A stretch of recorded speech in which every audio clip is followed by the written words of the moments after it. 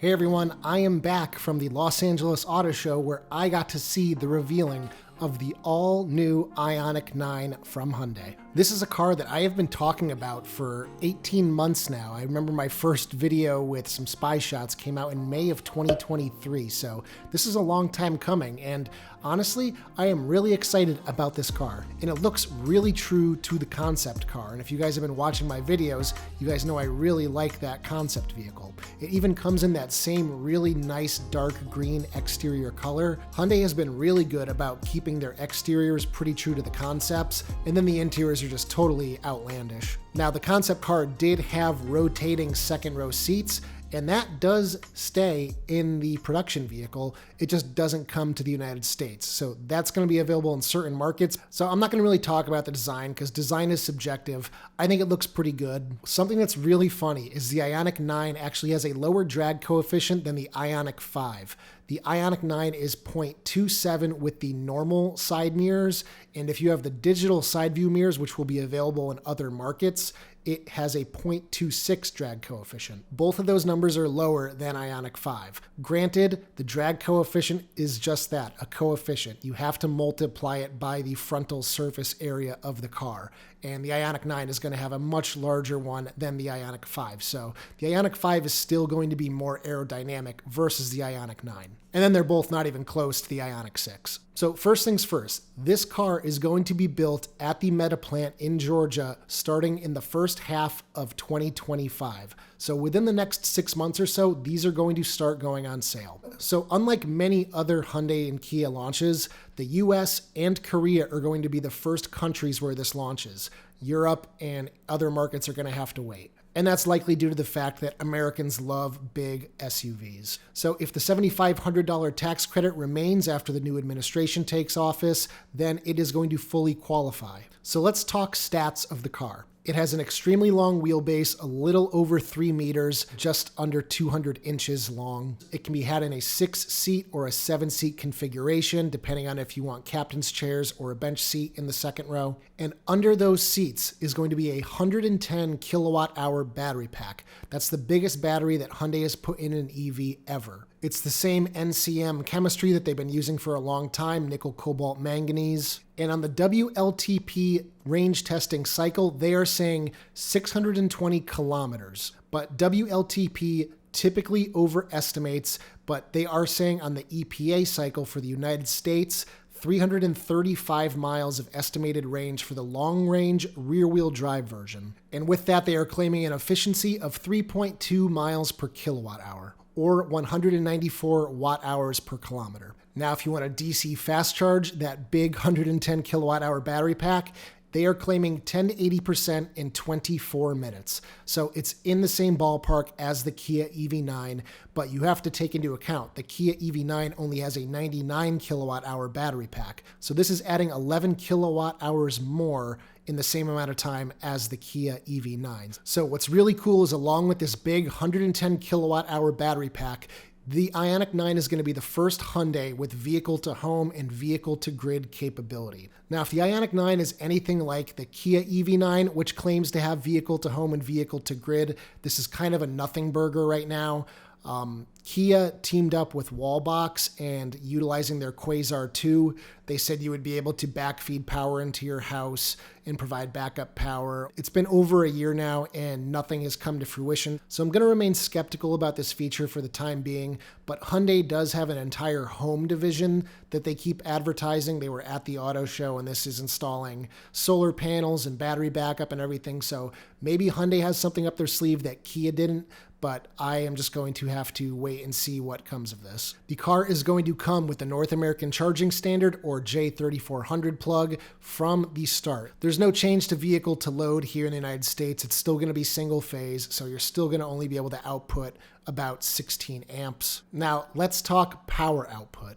So long range rear wheel drive is going to have a 160 kilowatt rear motor. That equates to 214 horsepower and has a pretty slow 0 to 60 time of 8.4 seconds. Now moving up to the all-wheel drive version, you get a 70 kilowatt front motor as well. And with that, that brings 0 to 60 times down to 6.2 seconds. Now if you go for the performance version, which has two 160 kilowatt motors front and rear. Your 0 to 60 time drops to 4.9 seconds. So that rear wheel drive version is going to be pretty doggone slow. In some of their paperwork, they quote their 50 to 74 mile per hour takeover time as 6.4 seconds. That is a very long time to just add at 24 miles per hour. So just like with the Ioniq 5, once you get up to highway speeds, it really does drop off a cliff in terms of acceleration. So the same thing appears to be happening here with the base version of the Ioniq 9. Now let's talk some of the highlights of the Ioniq 9. So one reason people are buying a 3-row SUV is they need to haul a lot of stuff. So Hyundai is claiming 1,323 liters of cargo space with the third row folded flat. So just to give some perspective, in an Ioniq 5, if you put down the back seats, that gives you 1,580 liters of storage space. So imagine in the Ioniq 9, putting down the second row seats as well, it's just going to be a cavernous volume. Now, something that is really cool with the Ioniq 9 is because they are seeing this as a big family car that kids are going to be in using their laptops and iPads and stuff, they put in high-powered 100-watt USB-C ports throughout the cabin. They're everywhere, and they are not powered by the 12-volt battery pack like in their current cars. These are powered directly from the high-voltage battery pack. That means you can use them when the car is powered off. That means you're going to have a lot less stress on that 12-volt battery, and it's going to be cycling a lot less. So that should lead to an extended life on your 12-volt battery.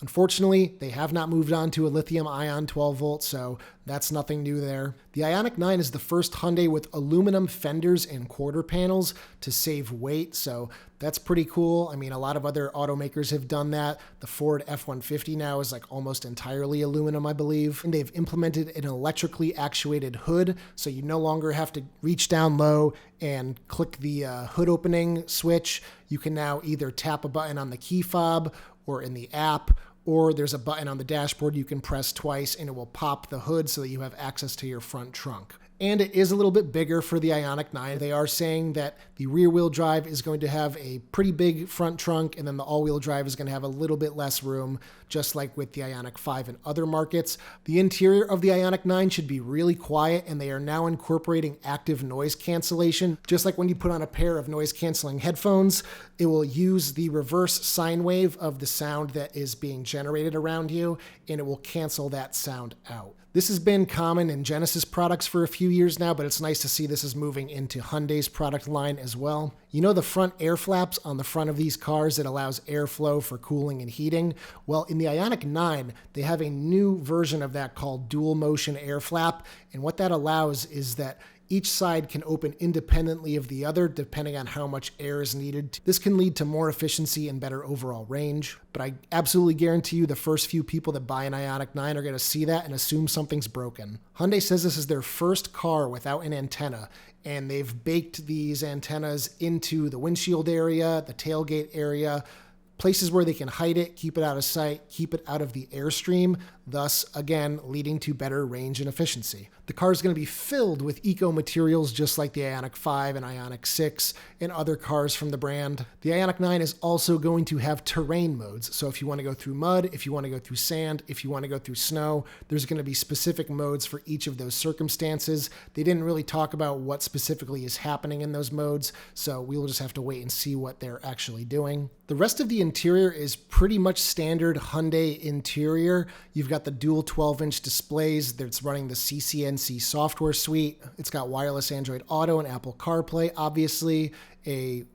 It's got a Qi wireless charging pad with cooling, so your phone shouldn't overheat as easily as with previous versions of the Qi wireless pads in these cars. Something I'm so happy to see is buttons, buttons, buttons. It has the same standard Hyundai layout for all the buttons for navigation, radio. On top of that, they now have fixed in place buttons on the dashboard for heated seats, ventilated seats, and heated steering wheel. This is something that I think is so important. I hate going into the screen on my car to turn on heated seats in my Ioniq 5. Hyundai did a bunch of studies and they found that customers want buttons. Another thing that's cool with the HVAC is that If you want to use this car for camping and you want to sleep in the back, you can turn off the HVAC for the front and only run it in the back of the car to preserve battery. The center console is two-way opening, so you can open it from the front seats, you can open it from the back seats. It's got a hole in the bottom, and then the tray underneath of that pulls out into the second row. So it's kind of a really utilitarian center console. And of course, just like Ioniq 5, that center console does slide forward and backward.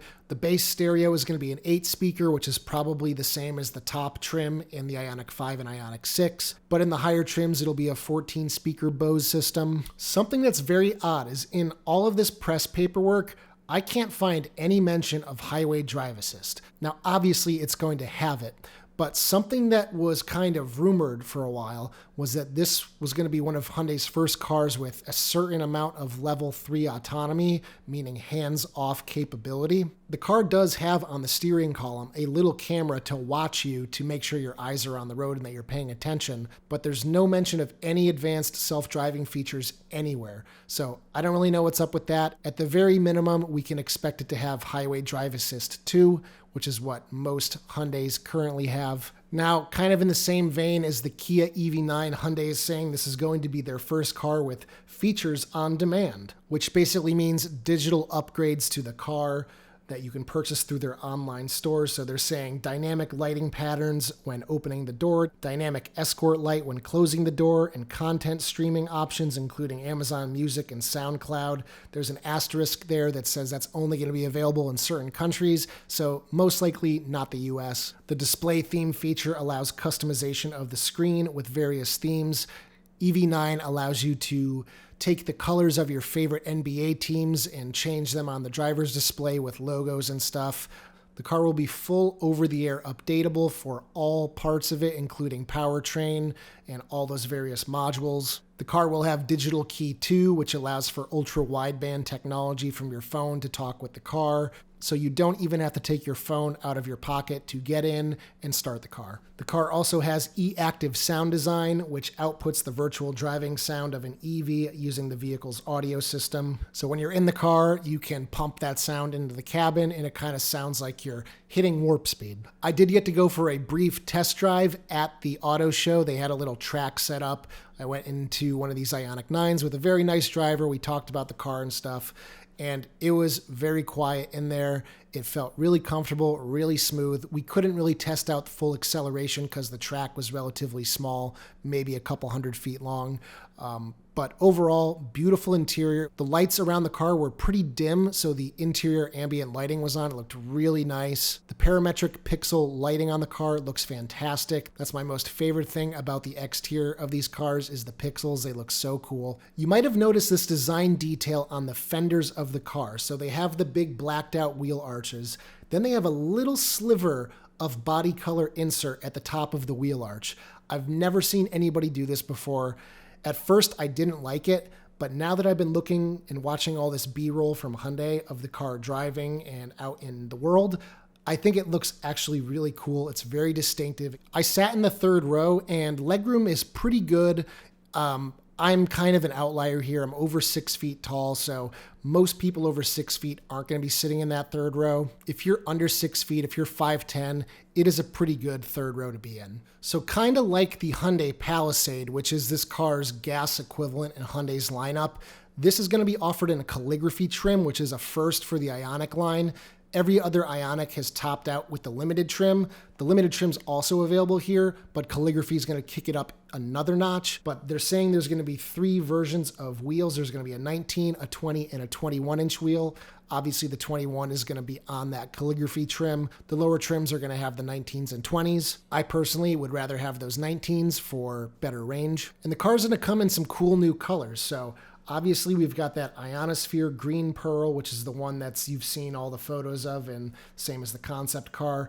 Cosmic Blue Pearl, Sunset Brown Pearl, Celadon Gray Matte/Metallic, Serenity White Pearl, that's another one we haven't seen. And then there's going to be a few we're already familiar with, so Abyss Black Pearl, that's the same as you can get right now in Ioniq 5. Snow White Pearl, haven't seen that. Cyber Gray Metallic, that is available on Ioniq 5. Atlas White Matte is a new color for the 2025 Ioniq 5. Same with Ecotronic Gray Matte, Nocturne Gray Matte / Metallic, Gravity Gold Matte we've seen on Ioniq 5 for a few years.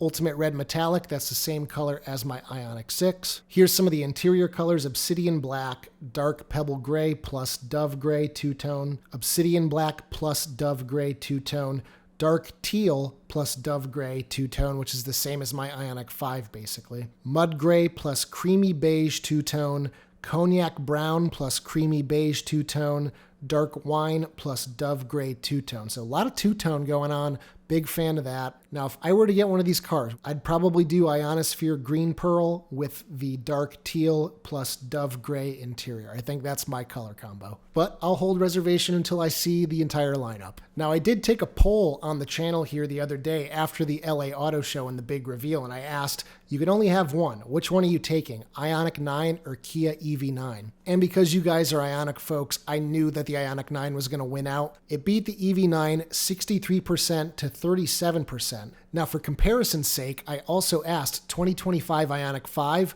or 2025 Kia EV6. And the gap there was much larger, 79% for Ioniq 5, 21% for EV6. So because most of you are Ioniq 5 owners and would want the 2025 Ioniq 5 over EV6, these results kind of show me that more people are willing to leave the Hyundai lineup for the Kia lineup for the EV9. And you guys know, I really like the EV9. I think it's a really handsome looking car, very futuristic. Ioniq 9 and EV9 are just two different takes on a 3-row SUV. I would honestly take either of them. I think they're both good looking cars and they both have their pros and cons. So I am really excited for more coming from the Ioniq 9. Hopefully Hyundai will invite me out to the first drive event for the car. Either way, I'll be testing the car at some point in the near future. If you like today's video, give it a thumbs up. Check out my store at ioniqguy.com for cool accessories for your Hyundai, Kia, or Genesis EV. I am running a Black Friday sale right now, 10% off across the board from my website as well as my Etsy shop. So if you've been holding out on getting a door lock device or something, now's your chance to save about 15 bucks. I'm also going to be selling for a limited time these digital teal sunglass holders to match the exterior of your digital teal Ioniq 5. I've been looking and looking and looking for a long time to find a color that comes pretty close to the Ioniq 5, and this is the closest I've found. So if you're interested, these are now available on the store as well. It's certainly not a perfect match, but it's as close as I can get. So again, that is running from right now until Sunday at midnight. I hope you all have a great, relaxing Thanksgiving with your friends and family. I'm off to Philadelphia for a few days with my fiance's family, and then Christmas is less than a month away. This year flew by. And as always, I will see you guys in the next one. Take care, everybody.